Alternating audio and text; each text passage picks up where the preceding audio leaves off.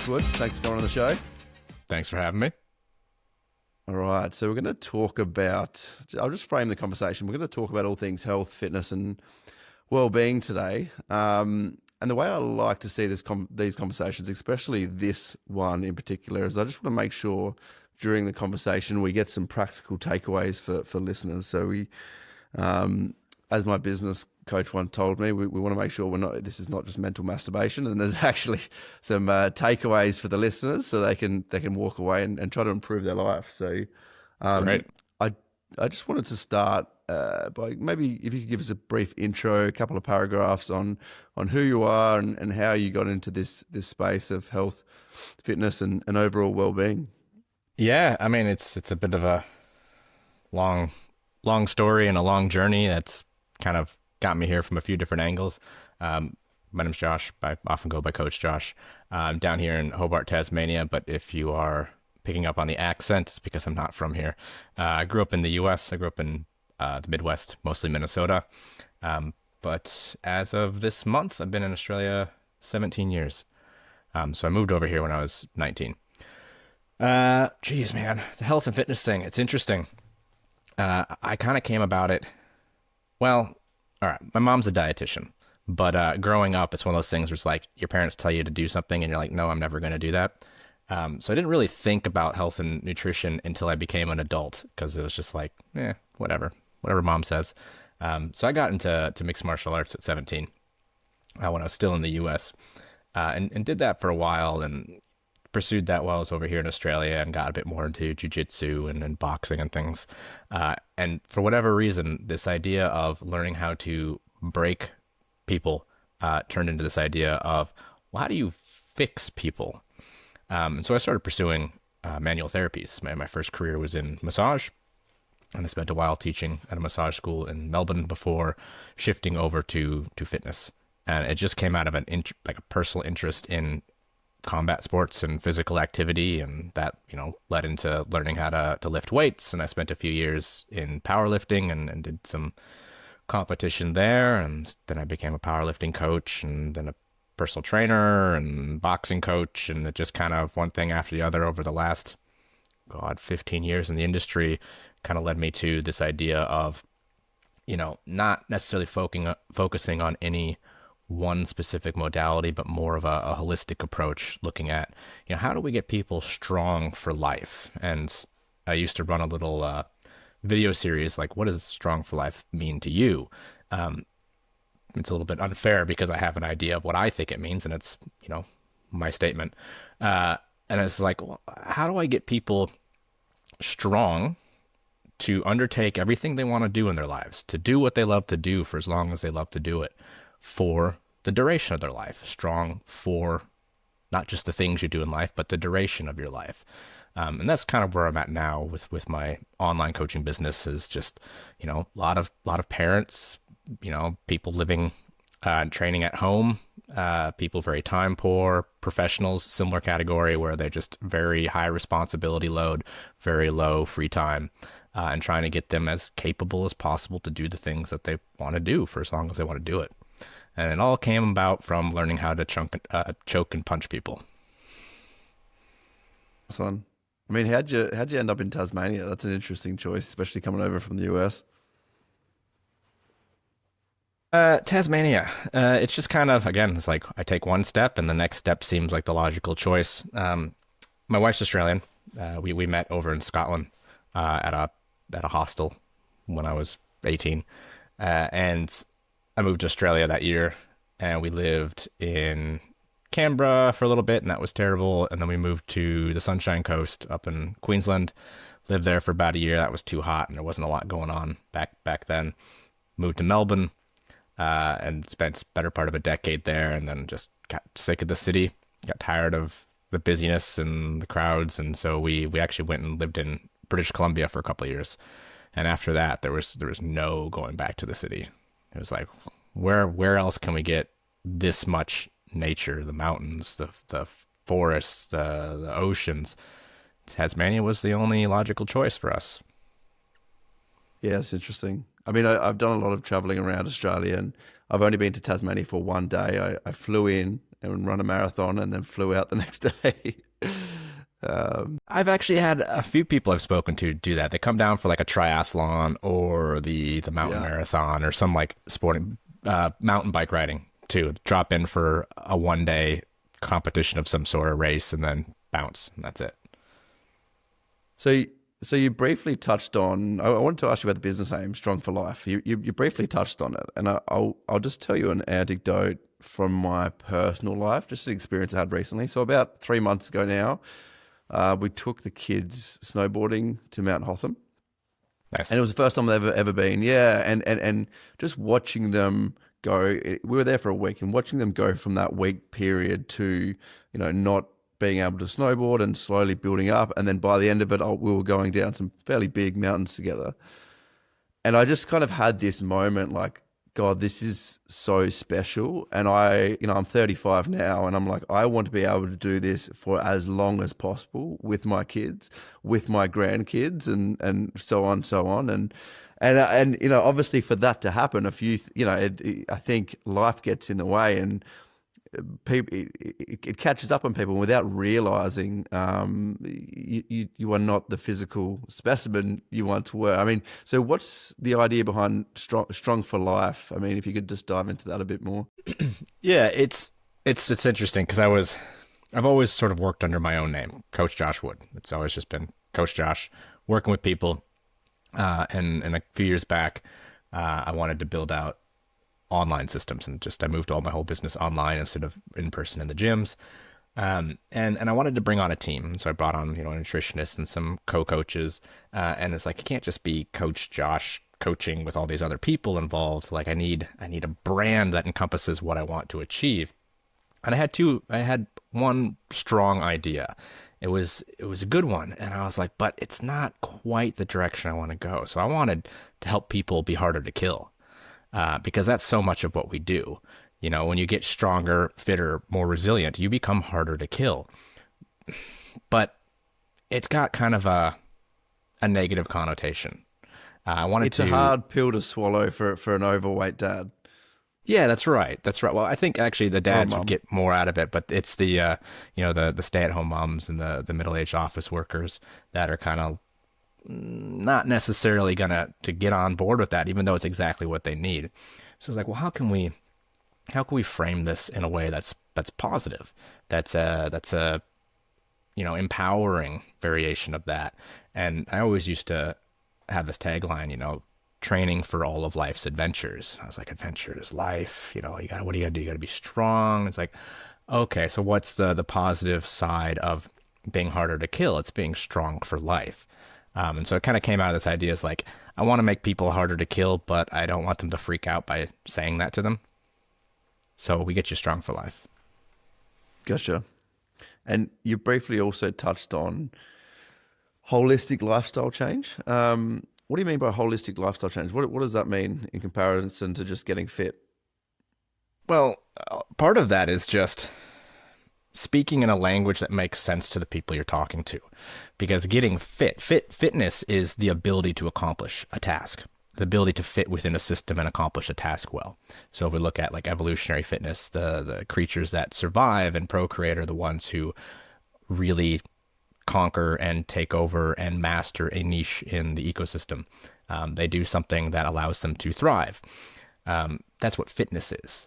And again, it's kind of like the harder to kill thing. It's about speaking the language that makes sense, even though you're saying the same thing, because truly fitness is a holistic thing.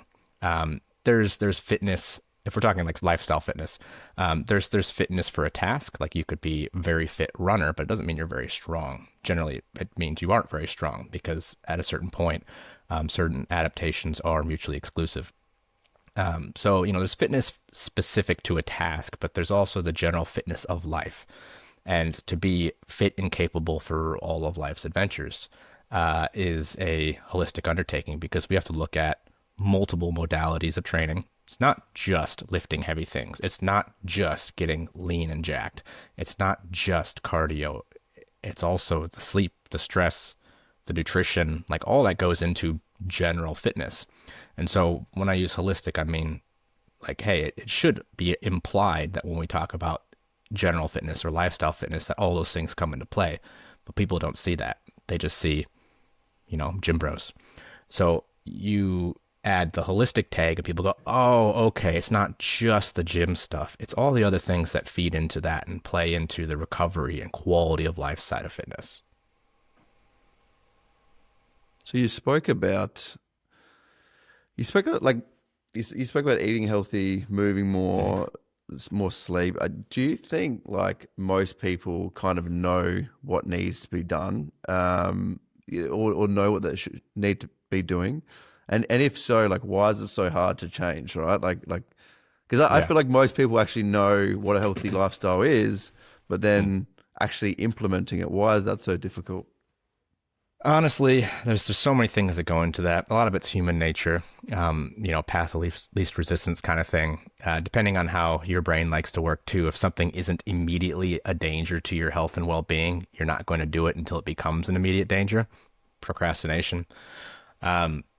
Like you said, I think most people kind of understand. It's like when you go to the doctor and the doctor's like, "Hey, you're obese. You need to move more and eat less." And you're like, "Yeah, I know, but how do I actually implement that?" uh, and a lot of people get to that point where they're like, oh, I know I need to do something, but I'm so inundated with influencers telling me 30,000 different things that I need to be doing. This is the right way to exercise. This is the wrong way to exercise. You need 10,000 steps. No, you'll need 5,000 steps. No, you don't actually need to be doing any steps. You need to be doing bear crawls everywhere. Squats are terrible for your back. Actually, squats are the most important thing. Like they get this paralysis by analysis. There's too much information. It's too much to take on, so they just don't do anything. And that's the situation I find a lot of, especially parents in. It's like we've got so much going on as it is. How do I start? Like, yeah, I know I need to, but where? How do I all of a sudden have a diet that works for me, better sleep, stress reduction techniques, the perfect exercise program that I enjoy doing enough to keep doing it forever? Like it's too much. People look at it and it's just too much. And I think that's the real roadblock for a lot of people is like, yeah, I know generally, but the actual like when it comes to food, oh, I need to eat better. Okay, well, what's that look like? Well, the internet says I need to eat more vegetables. Okay, so do I just put lettuce on my pizza? Like, how do I get more vegetables? Which vegetables should I be eating? How do I cook them? Like how much should I buy each week? And then how do I prep that for my kids and my spouse? And it just ends up being too much. And it's hard to look at the great big picture of where you need to be and look at where you're at and see nothing but a mountain in your way. Like it's to get that change really comes down to being able to what's the word, to really break it down into baby steps. It's kind of that whole idea of every journey starts with the first step. So if you really want to make the change, you or someone needs to tell you what that first step is. And it's not going to be the same for everybody. When I'm working with people, it's not always the same. Sometimes it's just literally steps. Sometimes it's food. Sometimes it's exercise. But we kind of have to break down like, okay, you have this mountain that you need to climb. And we need to find what that tiny noticeable thing, that little thing you need to do each day. What that is. Tiny noticeable thing. TNT. How do you remove a mountain from your path?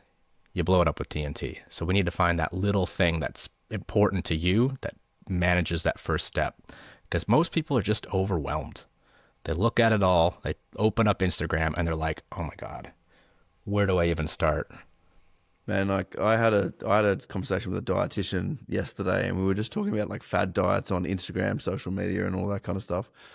And like I've literally, like, this is my algorithm. Like I'll literally see a short about intermittent fasting, and some dude like completely jacked, and like this is the way. And then my next one will say, you don't need to count calories, you don't need to do anything. You need to eat 5 times a day to get your metabolism moving fast. That's how you get ripped. Like literally, like Yeah. within a span of 2 shorts.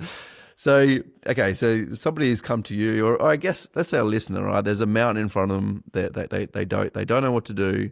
What's the first step, right? Like what's the first, I guess, tiny win we're looking for? How do we get started? It depends on what their underlying goals are. So understanding their why, understanding their motivation. If someone's like, I just want to get as strong as possible. Um, I'm tired of my 15-year-old son being stronger than me. We're not going to focus on steps first. I'm not even going to look at diet first. We're going to look at resistance training. And we're going to figure out where you need to start and where your weaknesses are and how to shore up those weaknesses as quickly as possible. If it's a incredibly time poor stay at home mom, and I have a few of these with 4 to 5 kids, it's like, what is the minimum effective dose we need of something each day? And in the beginning, it's like, you're already cooking food, so let's just tweak what you're cooking and make sure we start looking at portion control. Okay, that's your first step. For a lot of people who are completely sedentary, it's just walking. It's learning how to get more general activity in during the day. So the first step is going to be a little bit different, but the overall picture ends up looking very similar.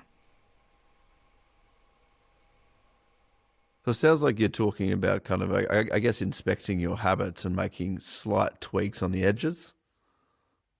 Yeah, I find that a lot of newer coaches, because I've worked in the training space for quite a while, teaching personal trainers, like the certifications, and a lot of newer coaches and just really enthusiastic people will tend to go like, here's everything you need to do it all now. Here's a whole diet plan. Here's all the extra activity you need to do. Here's a, meditation schedule. Here's your 7 bro split workouts across the week. Do it all. And I like to look at a person's life. So the first week of coaching is looking at habits. What do they do each week? Where do they have the time? What's their food like? What's their general activity like? All right, which area needs the most focus first? Where are we going to get the biggest change with the smallest investment? And I feel like that's the way to rack up wins quickly, efficiently, and make it feel like it's almost effortless. Like, oh, I just do this one thing, and what do you know? I'm not as hungry. It's easier for me to meal prep. I feel like I have more energy. Oh, great. Now we can add the next thing. And so a lot of it is looking at where we need to find that little gap that makes the biggest difference. So what's the benefit in that approach? Why not just completely change your lifestyle overnight? Have you ever worked with a mother of 4 children who stays at home and has 30 minutes of sanity a day? You can't do it all at once. Unless you got like a 19-year-old dude who lives at home, 0 responsibilities, no financial stress. Adults can't do that. They can't upheave their whole life. I'm hearing sustainability, right? I mean, how common do you see somebody try to flick their life around on a dime and it just doesn't stick? You get 2 weeks. I think it's the sustainability piece. I think this is a good rule in any part of your life. But if it's not something that you can see yourself doing for the rest of your life, then potentially it's probably not a good option. Bingo. And that comes back to the whole strong for life, for the duration of life. How do you think about breaking old patterns, comfort eating, procrastination, the all or nothing mindset? How do we kind of think about breaking these things? That's hard, man. That's such a hard thing to do, especially as people get older and they've been doing the same thing for 20, 30, 40 years. I like to work a lot with habit formation, which is why I like the baby steps, little things until they become a habit, and then adding the next little thing. And it's not the world's fastest process, but it keeps people moving. I work with people for 6 months, a year, and then 4 or 5 years later, I get a message from them on Instagram saying, hey, still going, I'm 20 more pounds down, and I just hit this squat or bench press, or I can now do 10 push-ups, and it keeps them going if we do it small and incremental, because I think that's the only way to really make long-term changes, unless you have that highly traumatic moment of truth. The person who gets mugged in a car park somewhere and they're like, oh my God, I don't know how to manage this. I don't know how to defend myself. I don't know how to avoid these types of situations. I'm investing in martial art classes and I'm going to do it for the next 20 years. Like, unless something really big happens, people don't just make those changes. It's like 1 in a million people will just get up one day and be like, yep, I'm revamping everything about my life and I'm going to stick with it forever. And I think it's just that incrementalism that makes it stick. Yeah, I mean that person that gets, like you put it, slapped in the face with, like, let's say getting mugged in a car park or something like that, right? I think that's like that they're instantly ingraining their why. Okay, so like change is extremely hard without first having their why, and I guess if yeah, I don't know. How do you think about like how do you approach talking to somebody about their why? How important is that in long term sustainability? And I guess it's just like this also goes to my idea of like change requires pain, and if the pain is not severe enough, you are never going to change. And I think if you really inspect your why, like if you, let's say if your why is I want to be snowboarding, with my kids when I'm 50 or whatever it is, right? Like there's a, because you know your why, it brings it to the surface that like if I don't actually do something, that's actually not going to happen, and it brings more pain to the surface. I'm just thinking out loud here, but yeah, what do you think about someone's why? Yeah, Is that important? that's exactly, it's the most important. The two most important things in creating long-term sustainable changes are the strength of your why, how much you want this thing, and convenience. So those two are always in opposition. So it's like, yes, I really want to lose 20 kilos. Okay, would you drive an hour every day to go to the gym?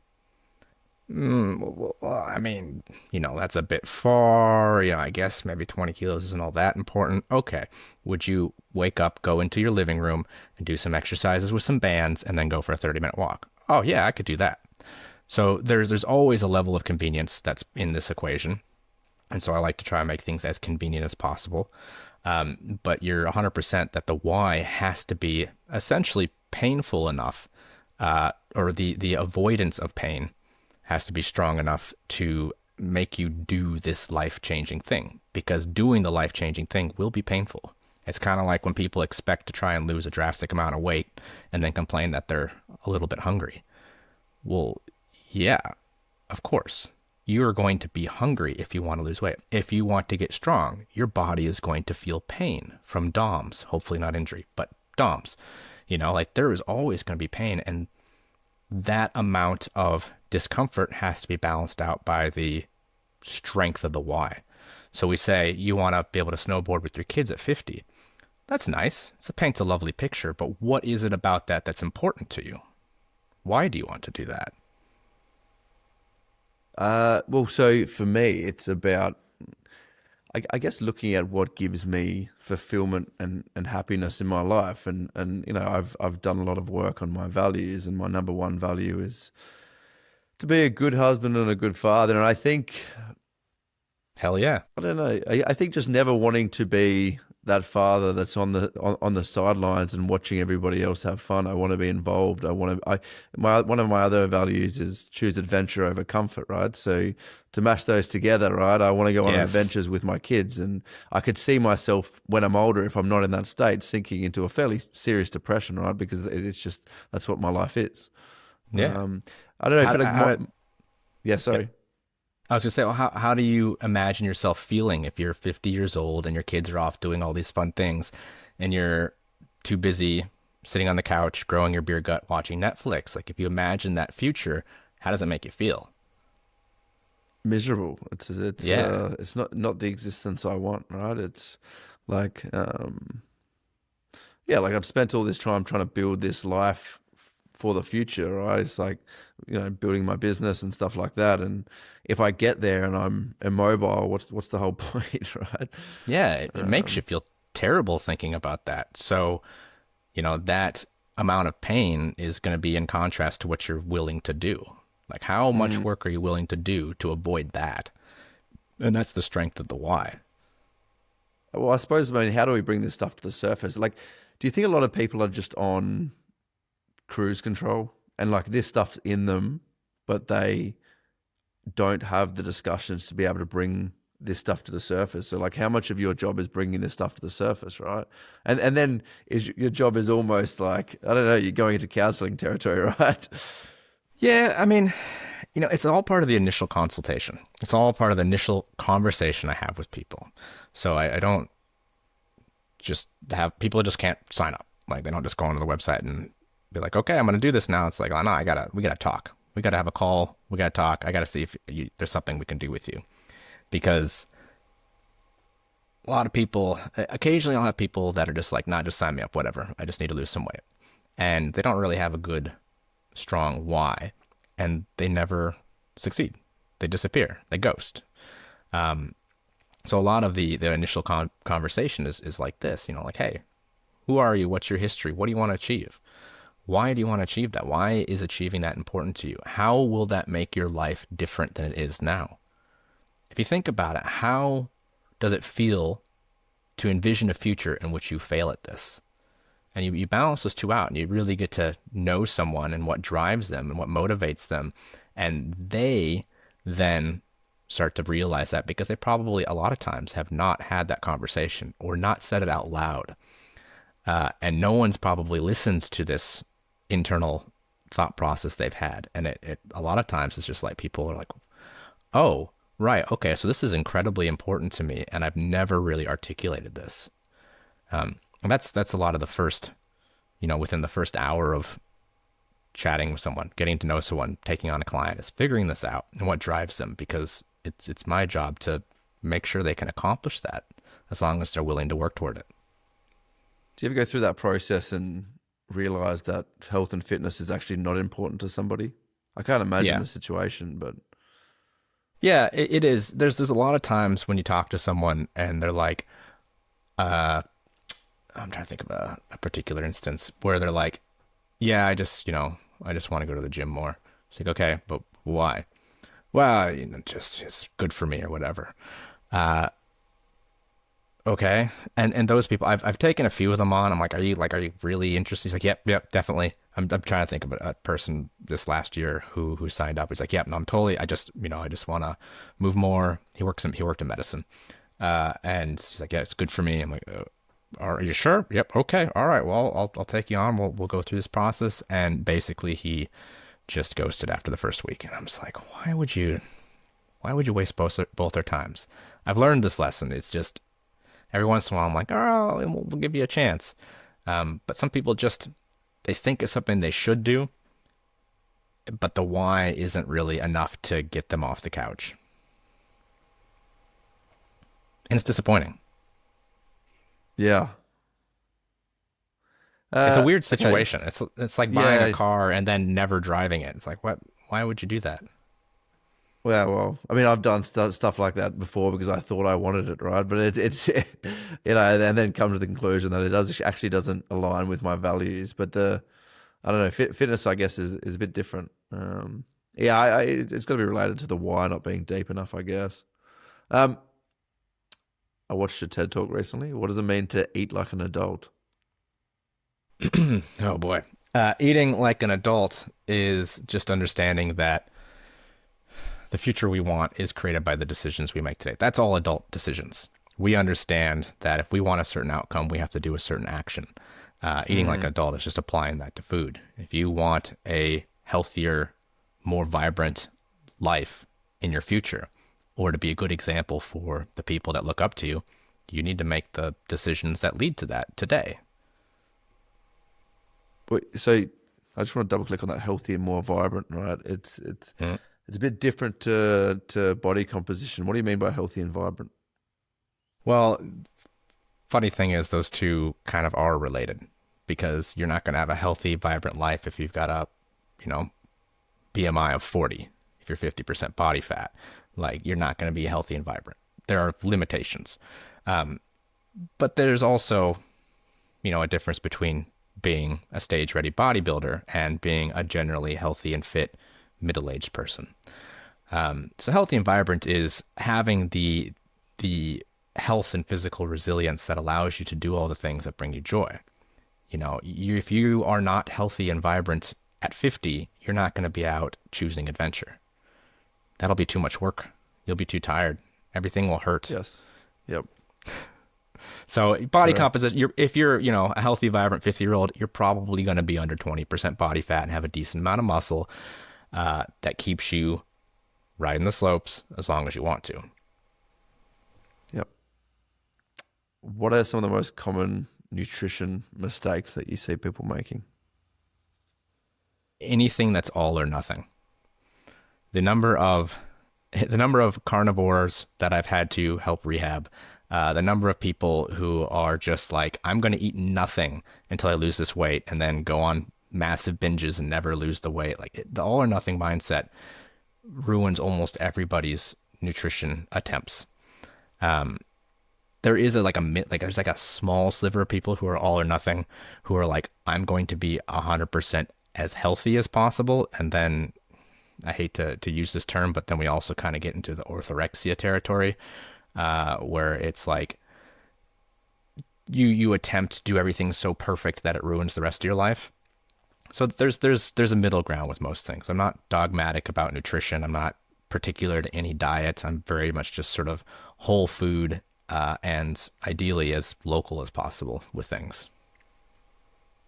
Yeah, all or nothing approach is interesting, right? Like I hang around in a lot of entrepreneurial circles, and I know a lot of people that are like seriously like Yep. dialed in their business. Like you go into their business, and the amount of like systems and procedures and evidence based stuff is just unbelievable. But then they're potentially overweight, and then like you see them, they'll try keto for 2 weeks and then give up, and they'll try Yep. something else for 2 weeks.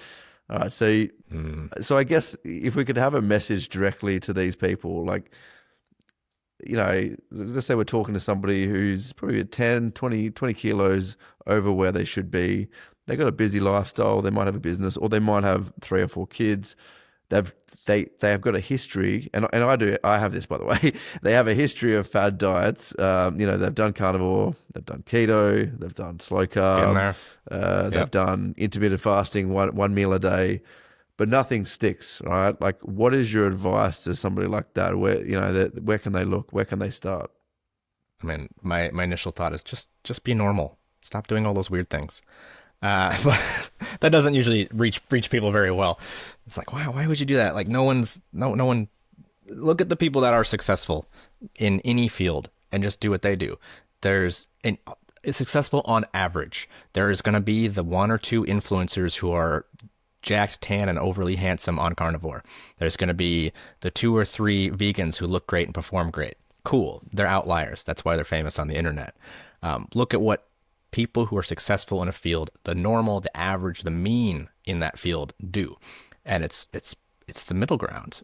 There's an argument to be made about the middle ground actually being the balance between the two sides of the pendulum. You can go extremes in either direction and it balances out, or you can take the middle path and that'll balance out too. Two ways to go about it.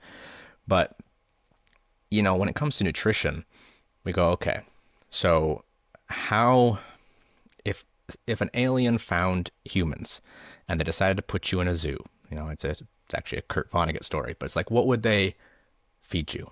How would they know what you should eat? Well, they'd look at whatever humans in their natural state would eat, and it's like, okay, whole foods, fruits, vegetables, meats, things you can kill, things you can grow, things you can harvest. It's like, cool. How often do they do that? Well, pretty regularly. All right, so just eat wholesome whole foods consistently in amounts that don't make you obese, and you're going to do pretty good. There's such an easy way of seeing what works and what doesn't, either by looking at history or looking at results.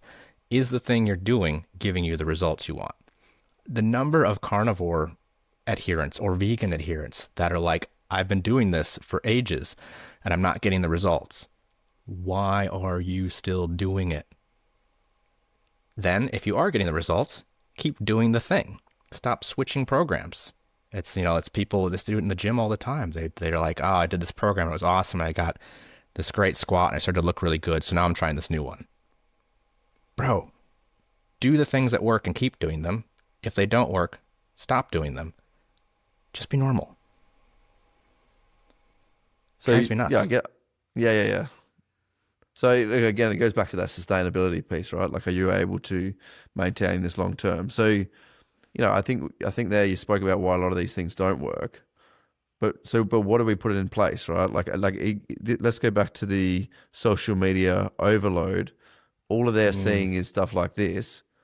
there's not really any messaging about like, so what is it? You said whole foods. Is that what does that mean in practical terms? Is that an avoidance of processed shit? Like what is the actual, like what should I be eating?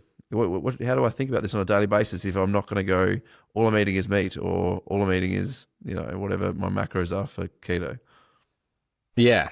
Well, I mean, no population outside of fringe populations, the extreme Arctic or the extreme arid regions really ever subsisted purely off of just animal products because most of the world is temperate. The rest is equatorial. They're going to eat everything. In general, when I say whole foods, it means things that you have to cook, you can recognize it as a plant or an animal, and then you have to cook it into something. That's not super convenient for a lot of people, especially if you're real time poor. So I'm not actually really that concerned about a lot of the processed stuff, except the fact that it's way too easy to overeat. So if I were to say, all right, what you should eat, it should be plants and animals that you have to cook, 2 to 4 times a day, something like that. That just super basic, like it should not come from a packet. That said, if you have to get your plants or animals from a packet, that's also fine. Again, convenience comes into it. That's the like super bare bones what. How we should eat? Well, that's the whole eat like an adult talk. We should be looking at what our relationship to food is. How are we managing hunger signals? Are we actually hungry? People just shove food in their face every time they're bored or thirsty because they think they're hungry. So there's 2 sides to that. It's the what, and that's going to depend on a few things. Locality, like if you're in Alaska, should you be eating strawberries in winter? Probably not. That seems a bit silly. You can't get them. But if you look at where you're at and what's available seasonally, if you eat those things, you're probably going to be pretty good. And when you're eating whole foods, it's much harder to overconsume. That's bare bones, just general health. If you're specifically trying to, say, change body composition, fuel yourself for athletic activity, it's a little bit different. Basically, if you're trying to change your body composition, whatever you're eating, if it's not getting you the results, you have to tinker. If you are not losing body fat or gaining, you need to eat less total food. There's no way around that.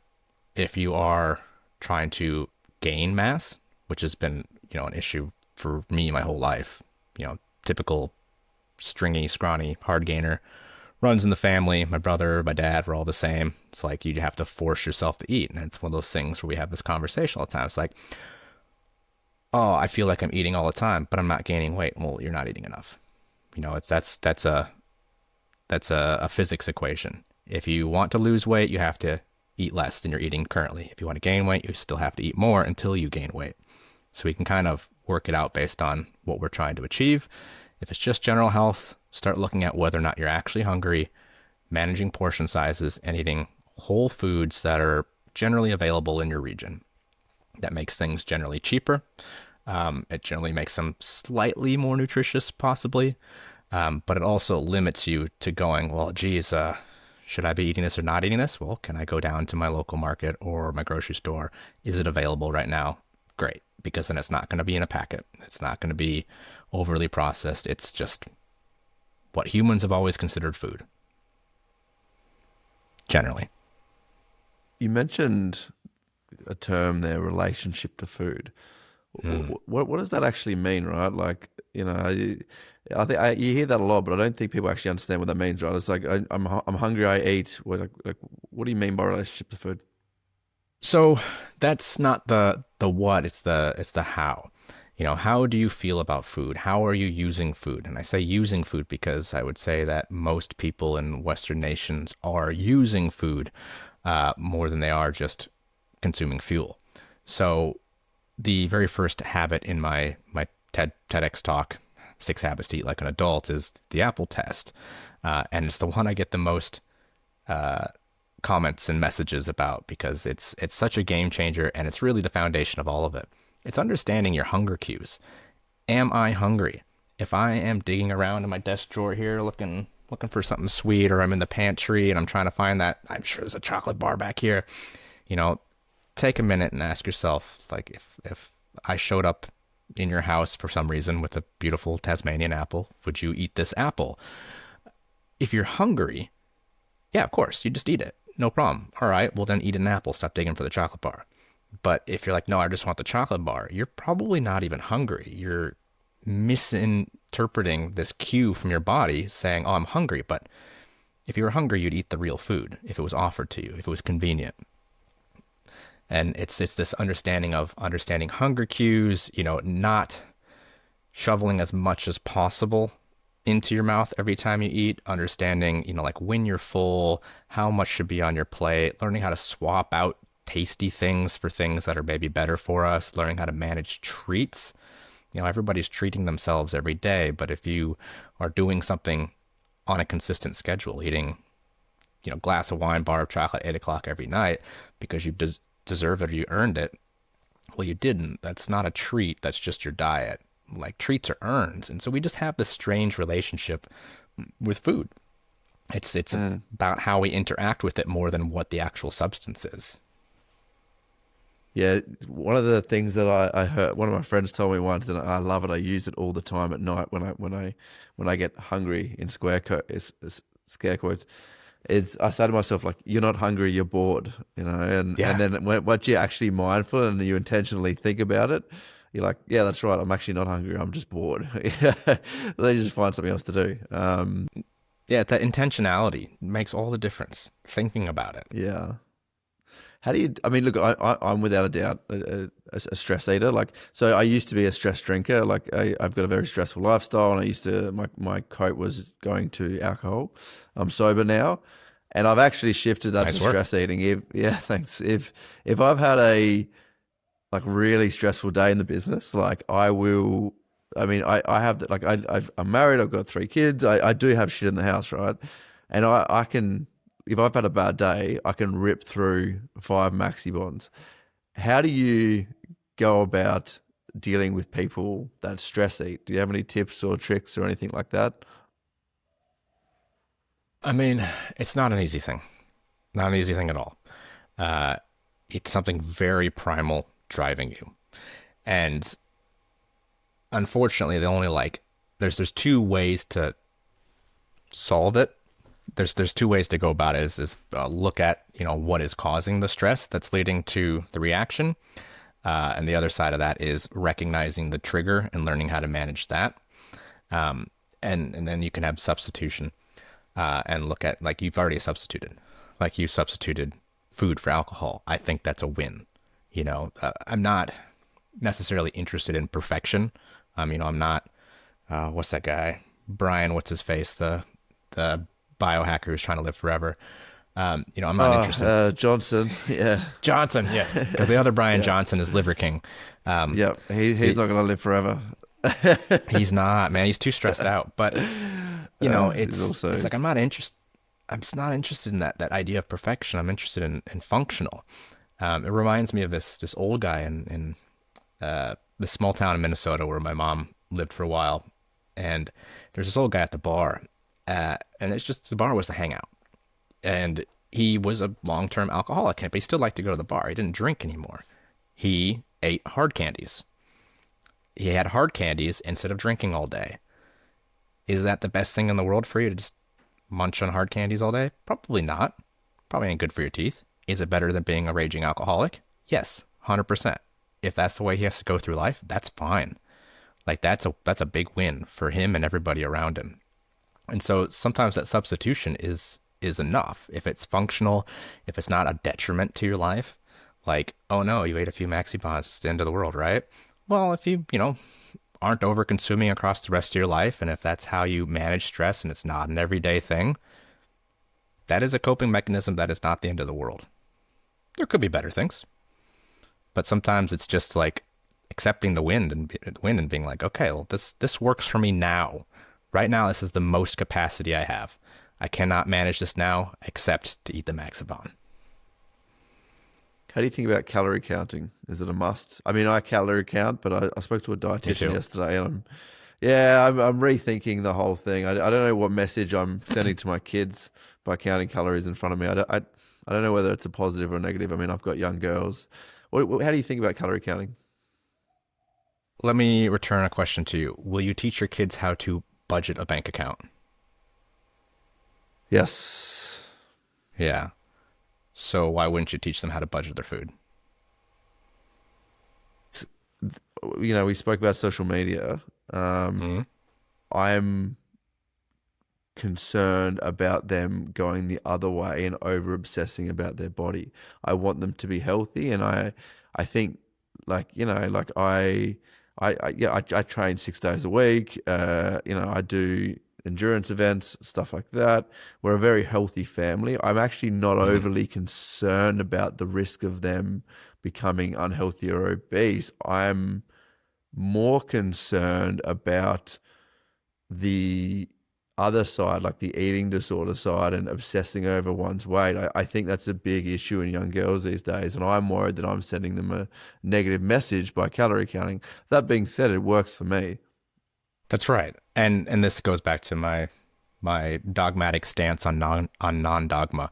I think it's a I think it's a tool. I think it's very useful. I think that everybody at some point should learn how to track calories and macros as a way of understanding truly what their portions are and what they need. But I don't think it's the only path. I think if you create a good relationship around food and understanding how to maintain a healthy body, including weight and muscle mass, you don't need it. But if you really want to lose some body fat or gain some muscle mass, then it's probably one of the most useful tools you can have. Speaking from my own experience, like I if I eat intuitively, if I eat naturally, I would weigh 55 kilos and not be hungry. I don't have a massive appetite. I get full easily. It just my dad's the same way. My younger brother's the same way. Like we just like eating. Like I like food, but I don't need to do it all the time. And then we just skinny all the time. So it's only when I'm tracking that I'm able to go, oh, I actually am significantly under eating for what I want to achieve. The other side of that is the number of people I've worked with who have avoided calorie counting their whole lives because they're afraid that it's going to ruin them somehow. Then they spend, 10, 20, 30 years overweight and unhappy. And as soon as they're like, oh, look, I can, as accurately as we can, control exactly what I'm consuming and immediately see results, it becomes a superpower for them. But there's plenty of people that it isn't a superpower for, and it does become obsessive. So it's a tool. It's a tool. I think it's an incredibly valuable one. Do I think it's essential? No. I think it's effective, but that's not going to work for everybody. Yeah, it's definitely effective. It's. I mean, it goes down to that sustainability piece. I think. Yeah. It's not going to work for everybody. It's a certain type of personality, but also like I think the fear of calorie counting and the inconvenience it's going to put on your life is also over. It's super inconvenient. Well, it's not as much as I thought it was, right? It's like I always feared it, and since I've been doing it, it's actually it's a lot easier these days with the apps, right? It's Yes. yeah, and it's It, really it good is for in the beginning portion though. control. Yeah, Yeah, yeah, great I portion control. guess, But I in the guess. beginning, like learning how to do it, I've actually, Mm. and I put it off. Like I do it every year. I'll do a couple months where I just weigh and measure everything. I was always like, oh, it's such a pain in the ass, like the MyFitnessPal stuff. And MyFitnessPal is an amazing resource. It's amazing that there's so much you can do on it for free. But I moved away from it this year. I'm going through my tracking period right now because I got sick and lost a bunch of weight and I wasn't putting it back on. I was like, this is unacceptable. So, but I moved away from MyFitnessPal and I'm using AI now. And I can literally just Just like just LLM, ChatGPT. yeah, I'm using. You can do it with ChatGPT. I have some clients who do that. I'm using Grok because it's real. It's always up to date. Like they're always adding new stuff to it. But I can literally just be like, I ate this much of these things, and it does all the searching and finding for me. I can just like pop in, like take a picture of a recipe that I used, be like, this is what I used to make this, and use this every time I reference it. No worries. Okay, I had 100 grams of these cottage cheese pancakes. Great. Using your recipe that you gave me, that's this much. It's like, cool, easy. So I've been using that, and that's made it way easier. Unless you eat the same stuff all the time, like MyFitnessPal, you're having to search through 30 recipes for pancakes or roast chicken or whatever. Some of and you them have are to try bullshit. Yeah. yeah, nonsense. So I'm just kind of letting the robot make the decisions for me on which recipe it thinks it's best and calorie count, but it has been much more streamlined. Yeah. My daughter's got diabetes type 1, and using LLMs is an absolute game changer as far as working out carbohydrates and stuff like that.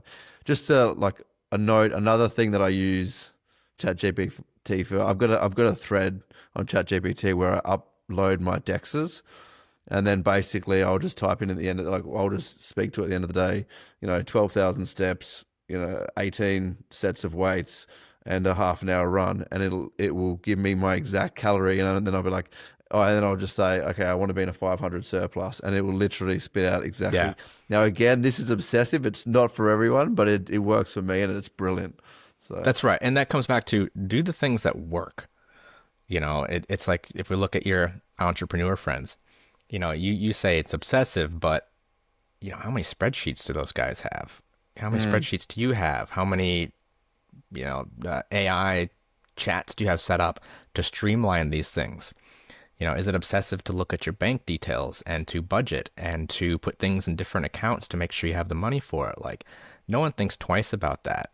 And there's plenty of people obsessed to an unhealthy level with finances. They're all over the internet trying to sell us their courses. But we talk about it with food, and immediately it becomes like, oh, geez, that's a bit dangerous, isn't it? so my point with the entrepreneurs, though, like, it was like you see a lot of, God, I don't want to say anything like disparaging, like, but people that aren't like, that driven in the rest of their life, and then they can't sort this thing out, and you kind of get it. But like my point about the entrepreneurs was like they're so motivated and pinpointed in their business, but then with their health side of their life, they'll just throw what, like, they're data driven on one side, and then on the health and wellness side, they're just like, I'll just do keto for a couple of weeks. And I just don't understand I don't know, difference in them, in their, how they treat different aspects of their life, right? And it potentially is their why. They're probably It's meeting why, an unmet need with their business, yeah, and they just don't have that same need for the health stuff. and that's true until it becomes the thing that stands in the way of their business. My primary demographic is parents and professionals. Especially when I was working in the gyms, like I worked with mostly entrepreneurs and self-employed people because my hours were during work hours. And people who work a 9 to 5, they train before and after work. People who work for themselves or have a lot of flexibility in their work, they can train during the day. So I ended up getting a lot of those people because I didn't want to work mornings and evenings anymore. Young kids wanted to be at home. But at some point, the health becomes a hindrance to the other things they're trying to achieve. And unfortunately, you don't want it to get to that stage, because if it does, it's bad. But I think it's a personality type thing too. Like every, high achieving individual kind of has this sort of hyperfixation on generally one domain, one thing they're really good at, one thing they're really focused on, and other stuff kind of falls apart. I don't know. I think it's just a people thing. Yeah, look, I think for me, like, my motivation behind business was always to build a good life, and I just don't. I don't know. Again, speaking for myself, like, what's the point of doing all this work and trying to build wealth if you are not fit to enjoy it, right? Like I think I've got this motivation I that, agree. there's the adventure stuff with my family and traveling and doing adventure and sports stuff with the kids, but there's also, like, at some point, I want to retire early, potentially exit the business and travel, with my wife around the world. And I don't think it would be as much fun in a with a walking cane, or, struggling to get out of bed, right? No, And 100%. and Like, I don't think people think deeply. This goes back to the why. People don't think deeply enough about that why. Like, they're just in this mindless kind of more and more and more money type phase. and I think that kind of comes back to how often are they having a discussion or even deep introspection about the why? Why might health be important to them? Unfortunately, it often comes down to some life-changing traumatic event that makes them start thinking about it. They have an illness, they get cancer, they have a fall, they get stuck in a challenging situation. Like, oh my God, like, that nearly killed me because I was physically incapable. and then they have this life-changing revelation, and then they write a book about it, how they gave up all their business desires to become super fit and healthy for their family. And we've all read that book. It's unfortunately it comes to that because I think that's just part of human nature. We can't think about something until we're forced to think about it. Mm. Yeah, I mean, what's also popping up in my head, there's a kind of a metaphor or a story that I love, and it's about the one with the wood chopper who never sharpens his axe and he's just swinging it forever, right? This is where a coach comes in handy. This is the same as a business coach, a personal coach, a mindset coach, or a health, wellness, fitness coach. It's like you need to take time out of your schedule to actually think about these kind of things and be intentional moving forward. Otherwise, you're just going to keep swinging a blunt axe, right? And that's where I think, getting a coach is so critical. And that's why your job turns into, in some ways, being a counselor or a psychologist, not just because people already know they need to move more, eat less, and sleep, right? No, 100%. And this is the secret that I say starts with fitness. The number of people I've worked with who are just like, I just want to be, a dress size smaller. I just want to not be embarrassed to take my shirt off at the beach. Real simple. You think of them as superficial goals, but they relate to an underlying primal need. But what happens is these people start seeing that thing happen. I'm getting leaner. I like the way I look in the mirror. I don't feel as embarrassed. I feel more self-confident. And they slowly come to this realization that you can actually just take charge of things in your life. And by showing themselves that they were able to do that, it starts to branch out to other areas of their life. And they start doing more and taking charge of more and getting more out of life. And it all started from just like, I just want to be a little lighter. And I see it all the time. They're like, I'm one shirt size down and my whole life is better. It has nothing to do with the shirt size. It has to do with how they're living their life now because they've shown themselves they can do the things they want to do. Yeah. Who they've become in this pursuit for.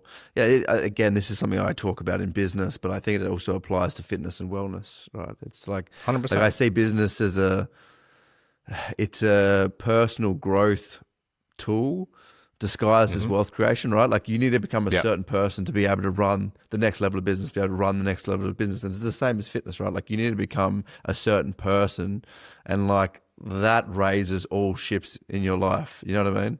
That raising tide. You know what I'm getting at. I know. Okay. 100%. Yeah. All right, we're coming up to an hour, but I've got a few more questions. You're right to keep going for another 10, 15? Yeah, cool. Okay. I just want to talk about environment. You've talked a lot about shaping your environment to support your goals. Can you just impact some, I guess, practical ways, I guess, what the negative side of environment, like what negative environment could be driving their decisions, and how do we fix that? How do we create a positive environment to change our life? Well, I kind of mentioned before convenience being one of the most important factors. So shaping your physical, emotional, mental environment, but changing your physical layout of your environment to make it harder to avoid the good things. So it's kind of like if we're talking about food and healthy choices, I have to get after clients all the time. They're like, oh, I was having a bad day, and so I had a packet of Tim Tams, and that threw out this or that, and then I felt like garbage, and then I started to spiral, and then I didn't do anything for the rest of the week. Okay, why did you have a package of Tim Tams in your house if you knew that was going to be a problem for you? The easiest way to change your environment is remove the things that are going to set you up. If you have a problem with alcohol, why is there alcohol in your house? Like, you know this to be a problem. So removing those stumbling blocks is a good one, but also conveniencing your life. 50 to 60% of the people I work with, they all train at home. I manage the personal trainers statewide for a chain gym here in Tasmania, and I still do 95% of my training in my garage because it's still the most convenient. And it's like home gyms. To say that, man. Game changer. Yeah. I'm sitting in my gym right now. Yeah. Yeah, you don't know if you can see it. I got I got the gymnastics rings up behind me, and here, and I've got maces on the floor, and it's like, the idea is make it as convenient as possible to do the good things. Whether it's, business related and you have your computer set up and ready to go first thing in the morning, or your notebook, If it's food, nutrition, like night before, set out everything you need for your breakfast. But convenience your life, because if we go back to the why versus convenience, it's like if you have 1 hour in which to do some exercise during the day and you have to drive 30 minutes to go to the gym, that is a waste of your time. You're going to look for every excuse possible not to do that. But if you have a couple interchangeable dumbbells in your living room, if you have some bands, if you have a TRX machine, if you have a squat rack in your garage, the excuses just disappear because it's so convenient. And so when we're changing our environment, let's like put the things that reinforce the behaviors that you want in obvious, unavoidable places, and remove the things that you know you're going to stumble over. Metaphorically, I mean, I'm always tripping over kids' toys and things, so there's only so much you can do. But like, if you have issues with certain foods, certain activities, if you find yourself playing around with your phone for the first hour of the day instead of doing something useful, get it out of the way. Put a blocker on it. Make it harder to do that thing and make the good things easier. I mean, those are just the things we can control. You know, there are things that we can't control, especially if you're, say, younger and you live with your family and you don't have a lot of control over the actual house or environment. But if you have a room, you can put some bands, some dumbbells in it. You know, if you have any sort of income or allowance, you can choose to buy good foods that will allow you to get where you want to be. I know some young kids that do that. You know, it's limited if you don't have a lot of say within your house, but whatever you can control it to benefit you. Yeah, completely agree, right? Like, that was one of the biggest movers for me. I built a home gym at the back. And it's just like being able to get up and go work out and then come back inside and then get the kids ready for school or then see the kids, rather than having to drive to like get a bag ready, drive to the gym, all of that kind of stuff. I think the other thing that popped up in my head was like I did an Ironman last year, and most of the training sessions I missed were swimming because of the pain in the ass of having to go to the pool, right? Like, if I'm going for a ride or a run, I literally just chuck my shoes on and go from home. I live right next to the bike track. Put a pool in your house. Yeah. Well, I think the family would be up for that. So sick. Yeah. How do you think about willpower, motivation? I guess in comparison to like identity change, right? Like I'm a big fan of trying to change one's identity, of seeing themselves as a fit person, and this goes back into your why, as seeing someone where fitness is important to them. Because I think trying to white knuckle your way through something and it's just, you know, it's a very limited resource. And this goes back again to environment and convenience, because you've only got a very limited amount of willpower. And if you're using that willpower to have to drive to the gym and do all this other stuff, you're not going to have enough left for some of the more basic things like eating and stuff like that. 100%. And you hit the nail on the head with that. Willpower is limited. It is a finite resource. There is only one David Goggins. You know, everyone else can't hate their way through everything hard in life. And I don't think he can't be happy either. No, he's not. There's nothing about him that seems happy. But that's the price he's paying for getting what he wants out of life, I guess. And happiness might not be high on the list. But willpower is finite. You can't willpower your way through everything. And every time you have to use it for a decision, you will have less of it later. This is why, you know, a lot of times parents and the self-employed spend all their willpower during the day, and they get to the evening and it's chocolate and booze, burgers, chips, whatever. Because you got nothing left. You're just, whatever's convenient, whatever makes you feel good, that's all you got the capacity for. So every time we increase the convenience of our good decisions, it becomes less work. The more we delegate those decisions, the easier it is to save some willpower. So it's kind of like, it's a lot of work to do your own plumbing. So you hire a plumber. Yeah, you could go figure it all out on YouTube, and it'll take a ton of work and a ton of effort and probably cost you twice as much to get all the things you need. But you could also just employ someone to do it, and it'll cost you a bit, but it's a load off your mind. And every time we delegate a decision, outside of ourselves, it saves willpower. Every time we make something non-negotiable, it's in the calendar. I have to do the thing. There's no excuses around it. I go work out in my living room. I have meal prep delivered to my house, or I bulk prepped it on the weekend. I don't have to figure out what I'm going to eat for dinner. Every time we remove the need for will, we save it for the decisions that we're going to have to make later that will eventually change our whole life. But it is a finite thing, and we have to be wise about how we use it. Love it. Anything you want to promote? Anything coming up? Where can people find more, Josh? Well, you can find me down in Hobart. Come down, say hi. Otherwise, I'm on Instagram, Coach Josh Wood. My website is strongforlife.online. There's just piles of resources there: food, exercise, pancake recipes, whatever. Bunch of things for you to dig into. If I was going to promote anything, I have a cookbook that came out a few months back called Macro Masala. It's a nutrient-focused take on traditional Indian food. I worked with a buddy of mine who's a chef that trained in India, and we put together some delicious stuff. If you like a bit of spice, it's the way to go, but it's all macro-friendly. Yeah. And I put together a barcode for every recipe, so you can scan it directly into MyFitnessPal, and all the nutrition information's already there. So again, convenience. So if you like a bit of spice, on your website? On the website or Amazon.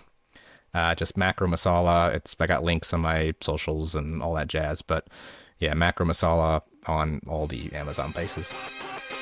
Oh yeah, Josh Wood, thanks for coming on the show. Thanks for having me.